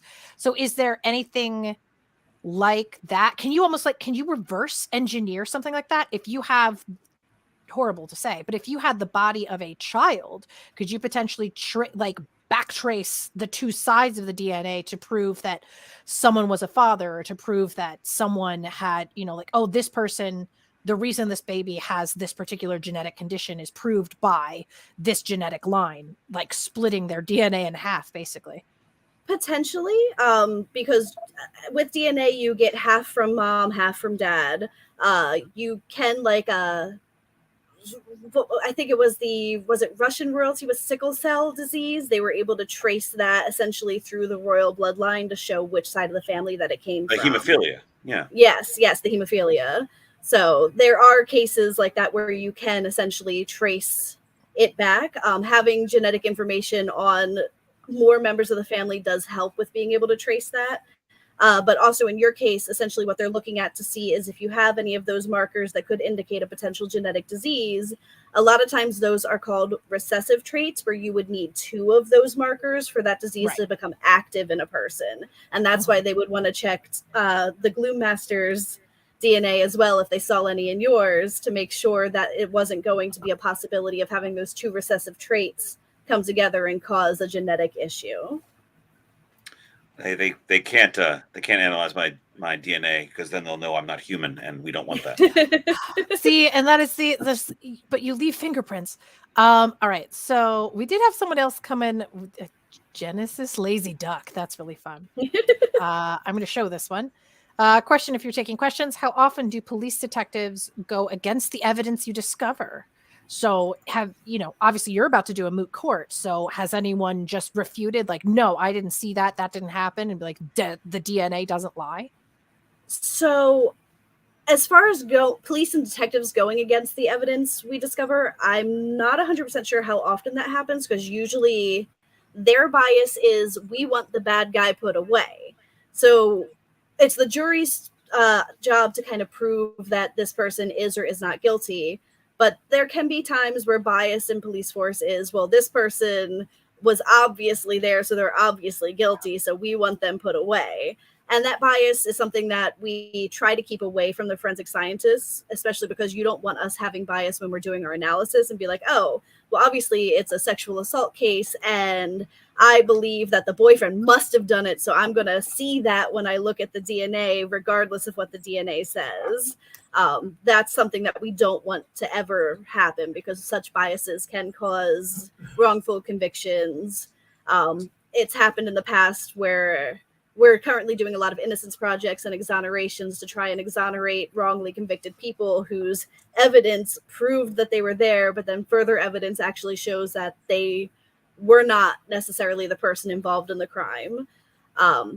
There have probably, I've not been experienced of it myself, but I can imagine that there's been times that an officer may or may not be upset at the result of an exam and say, oh, well, even though this said this, how can you believe it? That obviously the boyfriend is a psychopath. He must have done something. Whether or not, how often that happens, I don't know for sure, but knowing human nature, it's likely happened at some point. A lot of times what you end up getting, though, is the defense attorney for most cases will try to come at the expert witness and say, like, oh, well, you can't possibly know that your results indicate this person, because what if they were there and their DNA got there, but they weren't the person who did the crime, they were just visiting? Or what's the chances that you mix up the profiles and got the wrong person, and etc. And you'd have to prove that your techniques are validated, that the evidence wasn't contaminated in any way, and a bunch of other proof to essentially say, like, yeah, no, this is the evidence. I cannot attest to whether or not this person is guilty, but I can tell you what the evidence itself says. That's really neat. Just the facts, ma'am. Yeah, just the facts. It's not my job to tell you what the person is, if they're guilty or innocent. Not my job. My job is to say, here's what the facts are. Well, I wanted to show this too, because Maddie's been talking through the whole thing. She's also a forensic scientist. And she said it can also be problematic in countries where there's forensic corruption and abuse or incompetence. I don't know how often those kinds of jurisdictions cross. I guess, I mean, there are certainly Interpol cases about things. Certainly there's been cases in America too. Mm-hmm. It has happened where we found medical examiners that were completely corrupt and doing just awful things with the cadavers and such, that have essentially messed up evidence and made cases go completely awry. There were, I forget which, I want to say it was maybe Kentucky, but I don't remember the exact state, where they found out in one of the counties, the medical examiner actually had no medical license, was just kind of voted in by the community, and was actually just kind of storing people in his garage because he could. State by state, the medical examiner / coroner, depending on the state, you're just voted in. You don't need any sort of medical background at all. It's weird. But you were saying about I have one quick little story. When I lived in New Orleans, I used to go to a cigar shop down on Magazine, and a lot of the police officers would come in. This is in this is like 2007, 2008 timeframe. A lot of the police officers would come in, and the one day they were all laughing into Twitter about something, and I asked them what, and they were like, "Yeah." So they demolished they went to demolish the building next to the police department, and they went up on the roof, and they found like dozens of murder weapons because one of the old police officials had thrown them out the window to get rid of the evidence, and they landed on this other building next door. Oh my goodness. So if people are willing to do that, they will certainly be willing to mess up forensic evidence if they have, the opportunity and a motive to do so. Wow. Like Maddie said, there's been multiple people that have actually been convicted of issues during forensic chemistry. There are issues, and it's one thing where, since even in the United States, since we don't have essentially a federally regulated system of how everything is supposed to go, it is kind of determined lab by lab. So these issues can happen when there isn't, I guess, better standards. And there's something that we're working on, like NIST is a group that's working on making better standards that would be more universally accepted. However, getting the different labs to agree to accepting it is the hard part. Sure. But another issue that I would say for police officers, they do their job. Their job is hard. One problem in a lot of places is to actually go to the crime scene. You have to be a sworn officer to collect all of the evidence and everything. Sworn officers, though, are not scientists, so they do occasionally have issues with collecting the evidence appropriately, not necessarily because they're intentionally doing it wrong, but because the training might not be there. So knowing not to accidentally contaminate certain evidence, if you're someone who's not used to it and you just kind of get put in that area. Normally you would have crime scene examiners, but when you've got first responders, if they accidentally walk into the scene, which they know you're usually taught you're not supposed to do that, but like say something's going on, you're too preoccupied with whatever's going on, you walk through the scene to try and solve whatever situation, because essentially stopping, if there's someone injured, helping the injured party comes before anything else. You could potentially contaminate a scene. Right. Collecting evidence, you could potentially contaminate evidence. If it's collected wrong, you could potentially completely ruin evidence from being able to be used. So there's a lot of interesting complications that can occur during the evidence collection process. And then it kind of comes down, those complications just come down to the people who are doing the analysis. And then your final analysis is kind of like, well, we did the best we could with what we had. But yeah, cases have had issues because of situations like that.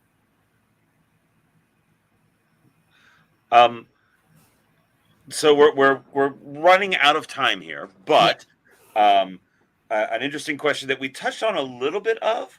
How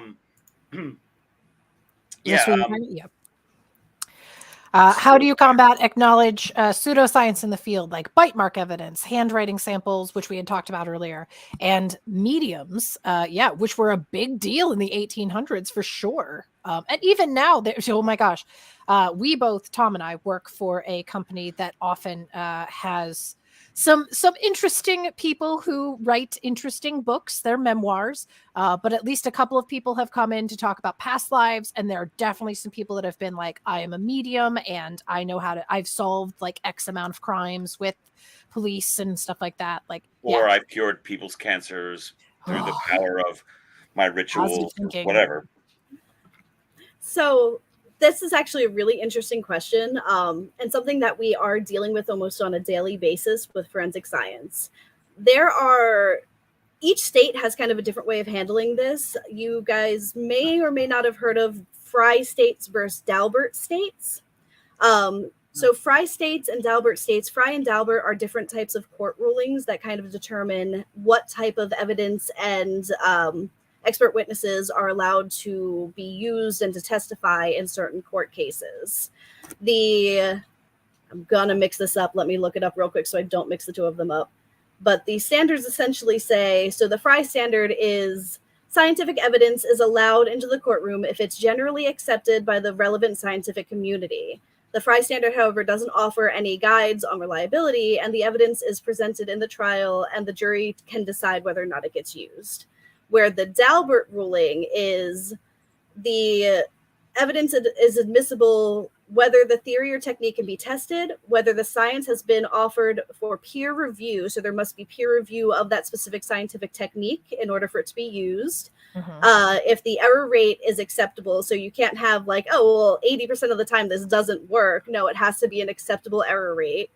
And the method, whether the method at issue enjoys widespread acceptance, so it has to be accepted by multiple scientific communities. It can't just be like, oh, Dr. Joe did this once and it totally worked for him, so obviously that's the thing. No, it has to be used, widely accepted, and whether or not the opinion is relevant to the issue. So essentially all of these things are what a judge would look at for the Daubert rulings, and the judge would determine if this was admissible evidence or not.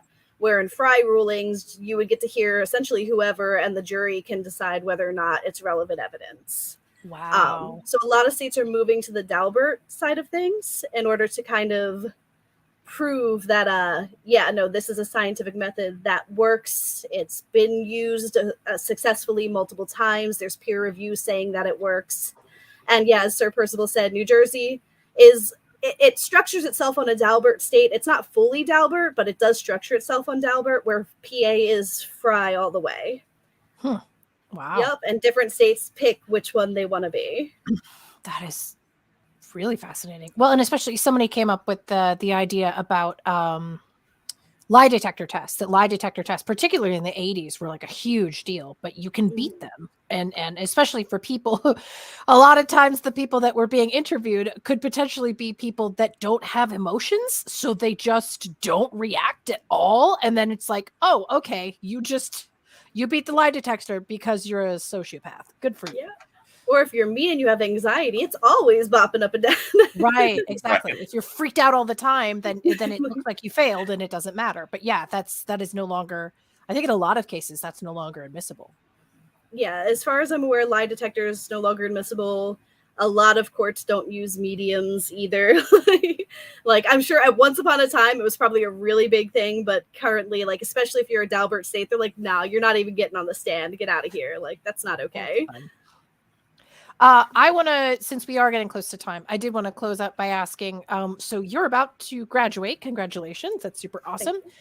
What is your goal in your field? What would you, if you could have your dream job in forensic science based on the way things are right now? You don't know when you get into the lab whether or not some guy is just a jerk who knocks over your coffee for fun. Like, jobs are jobs. But if you were going to be employed in a particular industry, what would you be interested most in doing? The goal that I have right now is to work in a crime scene lab doing DNA analysis. Preferably, it would be the New Jersey State Lab at the moment because it's relatively close to home. It's not a far commute, and I know most of the people there at this point, so they're all amazing individuals. I'd love to work with them. However, since getting into a lab is difficult, I'll essentially take whatever DNA analysis type job that I can get to start off with to get that experience, and then keep going until I get there. There's also another group, Forensic International in Florida. It's a woman-based company. They are fantastic. If I could move to Florida, I would absolutely love to be able to work with them, but they do have remote analyst positions that I'm going to try to apply for. I've met the owner of the company and a few of their higher ups during some of the seminars that we've had, and they're also an amazing group of people that believe in essentially doing everything that they can to help individuals through the use of DNA. They work on innocence projects. They work on bullet shell case firings, which are really interesting. Not a lot of people do that. And they take DNA from all over the world to help companies with their backlog of cases. Wow. That's really so they'd be a good company to work for. Yeah, definitely. All right. Well, we got a couple of minutes yet. I don't know, Tom, if you want to start doing the wrap up or if we just want to. Yeah. I want to start by thanking Amy for joining us. Thank you for taking time out of your studies for your conclusion of your degree and joining us here on Gothic Horror Gaming. Yes. No, it was my pleasure. Thank you guys for having me. It gave me a little bit of time to have fun with what I'm doing instead of just staring at a computer going, oh God, I got to make this presentation work. Right. And 3D2U is going to be in a couple of different places coming up soon, right? Yep. So we're going to be at the Smithville Renaissance Fair on the 29th and 30th. We're also going to be at the New Jersey Renaissance Fair, which is the last 2 weekends of May, first weekend of June. We're also going to be at Contropolis the first weekend of May, which is in Oaks, PA, and it's a big convention, comic book convention. So we're going to be busy in May. Cool. That's May. What? I'll already be in Tennessee. I was just like, oh man, I go to the convention center in Oaks on occasion. I would go to that, but no. Oh well. Oh, shucks. Writing all of that out, covering my face. There we go. Yay! So yes, we'll take a quick moment to thank our sponsors, 3DTU, which is Amy's company over there. They do all sorts of 3D printing and wood burning gaming type stuff, dice towers, dice trays, player journals, all kinds of cool stuff like that. Go over to 3dtu.org and check that out. Also, going to thank our perennial sponsor, which is renadventures.com. Ren Adventures, we're doing a trip and a tour down in New Orleans, December 5th through the 9th. You'll tour New Orleans, and then in between, we're going to play Dungeons & Dragons 5th edition in and around town with a lot of your regulars from Nat 21 Adventures. And then we will end with a trip to the Louisiana Renaissance Fair, for that is their last weekend. So you can come hang out with us. A lot of the performers are also here on the channel, so we'll all be there. So we'd love to see you. And of course, I have to plug ourselves. Handler Z and I, we have a book out. Melissa Lee, she wrote a book, collection of short fiction and poetry on the darker side, available on Amazon in paperback, also on Kindle. And I do the audiobook narration over on Audible. It's very creepy. I'm sorry? I said it's very creepy.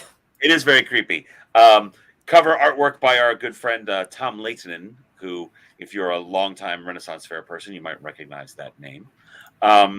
We also have our Patreon, which is Quill and Quote. That's where all those stories came from. If you're a Patreon subscriber for us, Melissa Handler Z will write the stories, and then she will give them to me, and I will narrate them. We eventually collect them and turn them into books. We also have a TikTok and Instagram. I got to post on that again relatively soon. Yeah, we're going to work on that before he leaves. We're going to get a bank of videos to put up on TikTok and Instagram. But I'm also finally have enough energy that I can start writing again. So I'm hoping to start posting some excerpts of things on Quill and Quote specifically. I might record myself doing some videos, reading my own stuff. We'll see. Might throw those up on TikTok. But yeah, they do exist. Find us on Quill and Quote at TikTok and Instagram. And as far as Nat 21, you can also go to the Nat 21 Patreon and become a patron of Nat 21 Adventures in general, which includes us. If you're a fan, we have some exclusive content. We just did an Ask Me Anything last Friday. We've been doing those monthly now, which is really fun. That I was a part of. Patron Saints. You can see it over there in the chat over there for Twitch. I'll put it on here real quick. Patreon.com/Nat21 Adventures. Check us out over there. We're also on the Discords, doing all the things over there. So feel free to check us out there. As far as Gothic Horror Gaming here for next week, I think you might end up running stuff again. Yeah, I think I'm going to run another game. I'm not sure exactly what it's going to be yet. It's only in the most formative stages, but it will be another chill horror game from 9 to 11. This one's going to be a long one if it works out the way I'm thinking in my head, that it's going to be like about 5 sessions long. Yeah. So pretty much through the month of May. Yeah. Part of the reason is because I'm doing stuff with New Jersey Renaissance Fair. So this year I'm working specifically with the cast, but that means that I will be staying off site away from our house, which is almost 2 hours drive to get up to the new site. So unfortunately, the place where I am staying, they have work in the morning that starts at like 8, and I don't want to be streaming at 11 p.m. in their house that I am very graciously borrowing. And it's also just I am anticipating that this is going to take a lot of energy. So I will be silently in the background of everything, but Tom has graciously allowed me to take the time off. Yeah, so we'll do another chill game. I'm not sure exactly when and where I'm going to set it. I have some ideas. If you've got some ideas, feel free to throw them on the Discord. and we will. I will take them under advisement, but it also depend on which which players I can get back to maybe have some reoccurring characters from some of the other chill games. But there's a cat who has This is joined. Aramis. Aramis has joined the stream. He's so big. He's almost a year right now, and he is a Maine Coon, and he is very large. Indeed. But friends, thank you so much for joining us. We hope to see you again next week. Thank you, Amy, for joining us. Good luck on your moot court. Thank you. Yes, and your presentation. Your really big, important presentation. Thank you so much. And until next Wednesday, thanks, guys. We'll see you then. Have a great night. I can't turn it off.